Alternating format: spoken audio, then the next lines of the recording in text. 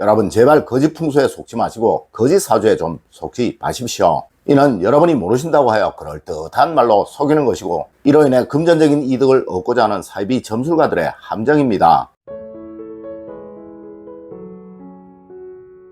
여러분 안녕하세요, 이정재입니다. 여러분 어제 댓글에 어느 풍수가가 격각살이 있다고 하여 풍수상담을 했고 20분 정도 집을 봐주고 부적을 한 장 써주는 대가로 80만원이라는 거금을 지불했다는 이야기가 올라왔더라고요. 그리고 얼마 전에는 한 무속인이 구슬하지 않으면 명이 짧고 살아가는 동안 온갖 횡액이 가득하다고 500만원을 요구하여 할 수 없이 이 비용을 지불하고 구슬했다는 이야기도 올라왔더라고요. 여러분 이젠 제발 이런 거짓된 말에 좀 속지 마세요. 이런 것은 여러분에게 그 어떠한 도움도 되지 않으며 그리고 우리 풍수학이나 사주학에는 이런 것은 절대로 없습니다. 첫 번째로 여러분 격각살이 있어서 살을 만든다는 거짓된 이야기입니다. 여러분 격각살이라는 것은 원래 일본식 사주학 즉 점술에 나오는 말로 소의 뿔이 두 개이듯이 그리고 그 뿔이 서로 만날 수 없듯이 영원히 떨어져서 외롭게 산다는 말입니다. 물론 이는 그저 점술이에요. 마치 도화살이 있다느니 역마살이 있다느니 라는 식의 점술이라는 것이죠. 네, 전에도 한번 말씀을 드렸듯이 도화살이 없으면 이성적인 매력을 느끼지 못하게 되니 그냥 결혼도 못하고 혼자 사는 사람이 될 수밖에 없으며 그리고 역마살이 없으면 사람은 정신병자가 될 수밖에 없습니다.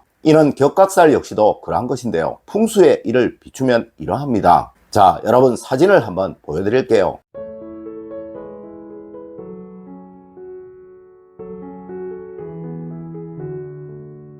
이렇게 창을 열어 반대편 집에 모서리가 보이면 격각살이 있다고 말을 하는 것입니다. 여러분 지금 일어나셔서 창을 열고 한번 보세요. 과연 그곳으로 반대편 집에 모서리가 하나도 보이지 않는 분 있으신가요? 맞습니다. 어떤 식이든 현대 아파트들이나 주택들은 모두 이렇게 상대편 집의 모서리를 볼 수밖에 없다는 것이죠. 특히 밀집 지역이라면 이는 무조건이에요. 그리고 여러분 제대로 된 풍수가라면 앞서와 같이 부적을 써준다든가 하지 않아요. 정말 그 집에 문제가 보이거나 또 문제가 있을 땐 그 집에 배치를 달리 해주거나 그 외 식물이나 그림 또 집안의 색상을 변화시켜 그 집안에 사는 사람들의 무의식을 변화시키는 수단을 사용한다는 것이죠.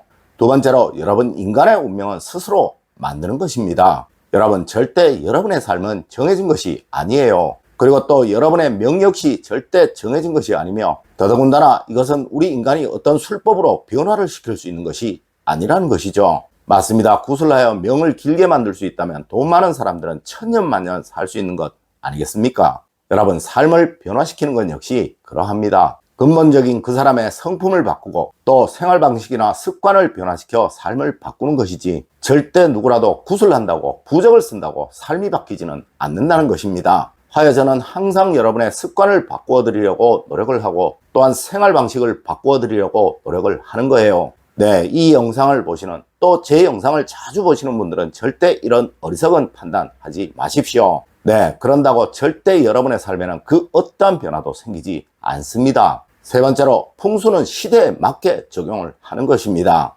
여러분 간혹 예전의 풍수를 현대의 삶에 고집하는 사람들이 있습니다. 네, 북쪽으로 잠자리를 두면 안 된다느니 대문에서 들어와 화장실이 바로 보이면 안 된다느니 또한 주방에서 화장실이 바로 보이면 안 된다느니 그리고 화장실이 북향에 있으면 안 된다느니 하면서 말이죠. 여러분 예전에는 이것이 삶의 지혜였고 또 현명한 수단이었습니다. 하지만 이제는 시대가 달라졌어요. 네, 삶의 방식 역시도 달라졌습니다. 앞서의 것들은 과거의 생활에는 맞는 것이었지만 현대 삶에는 절대로 맞지 않는 것이고 또 적용 역시 할 수 없는 것이라는 거예요. 맞습니다. 풍수라는 것은 삶의 안정성과 편리성 그리고 행복과 만족을 만드는 학문이에요. 네, 당연히 현대 생활에 맞게 적용이 되어야 한다는 것이죠.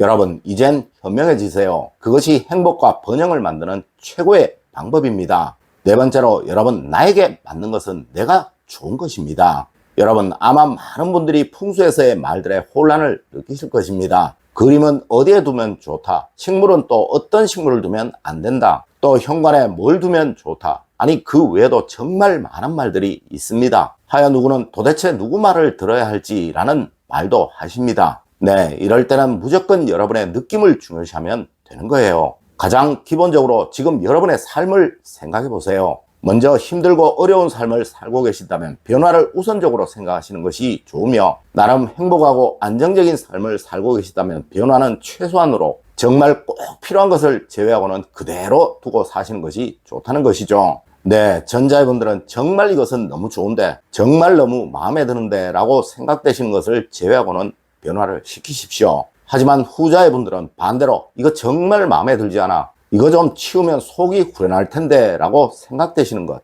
이것만 변화시키십시오. 맞습니다. 자신의 삶에 맞게 변화를 시키는 것이 가장 현명한 수단이라는 것이죠. 물론 이는 풍수뿐만 아니라 다른 것 역시도 다 그러합니다. 네, 여러분의 습관이나 생활 방식이 다 여기에 해당이 되겠죠. 그리고 여러분, 간혹 제게 이런 전화가 참 많이 옵니다. 어디에 가니까 이름이 나빠서 개명을 해야 한다던데요. 선생님, 이름 좀 바꿔주세요 라는 식의 전화가 말입니다. 여러분, 혹시 어디에선가 이런 소리를 들으셨다면 제일 먼저 여러분의 이름이 스스로 생각하시기에 마음에 드는 것인지, 아니면 늘 이름으로 인해 스트레스를 받으셨는지를 꼭 생각해 보세요. 물론 후자의 경우라면 개명을 하시는 것이 좋겠지만, 전자의 경우라면 가능한 바꾸지 않으시는 것이 좋다는 것이죠. 다섯 번째로, 여러분 절대 어떤 식이든 집안에 미신만은 두지 마세요. 여러분, 풍수는 미신과는 전혀 다른 것이며 정반대의 것입니다. 네, 절대 풍수에는 미신적인 그 어떤 것도 없습니다. 하여 무슨 나뭇가지를 현관에 두라느니, 소금단지를 현관에 두라느니, 또 동전을 침대 아래에 던져두라느니, 부적을 어디에 붙여두라느니 하는 것은 절대 풍수가 아니라는 것입니다. 네, 풍수에는 이런 것이 없어요. 오히려 풍수에서는 집안에 미신을 두는 것을 극도로 꺼립니다. 맞습니다. 과거 우리 조상님들이 사셨던 고택 그 어디를 찾아가 봐도 이런 미신적인 요소는 단 한 곳에서도 발견된 것이 없다는 거예요.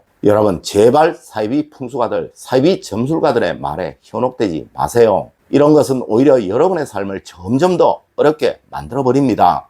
여섯 번째로, 여러분, 풍수는 절대 쇼츠나 틱톡을 보시면 안 되는 것입니다. 여러분, 풍수는 하나부터 열까지 전부 원리를 이해하고 또 자신에 맞도록 적용을 해야 하는 거예요. 하지만 쇼츠의 경우에는 설명이 전혀 없죠. 맞습니다. 이는 오히려 여러분의 습관을 나쁘게 하여 여러분을 망하게 하는 거예요. 물론 웃음거리, 잠시의 볼거리는 쇼츠만큼 좋은 것이 없을 수도 있습니다. 하지만 학문을 쇼츠로 보는 사람은 무조건 망할 사람이 될 수밖에 없다는 것이죠. 여러분, 혹시 학창시절에 문제집을 풀면서 해설을 이해하려고 하지 않고 답만 보는 사람이 공부를 잘하는 경우를 보신 적이 있으신가요? 맞습니다. 답만 알려고 하는 사람은 이미 습관적으로 잘못된 사람이라 무조건 망할 수밖에 없다는 것이죠. 물론 풍수를 쇼츠로 제작을 하는 사람 역시 풍수의 개념을 전혀 이해하지 못하는 사람이고 그저 돈밖에 모르는 사람일 수밖에 없다는 것입니다. 네, 절대 학문을 이해 없이 그저 답만 보려는 습관 꼭 버리시도록 하십시오.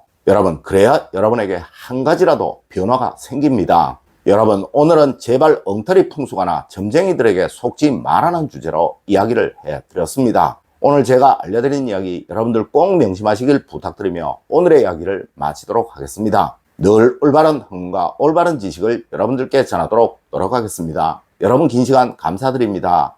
감사합니다.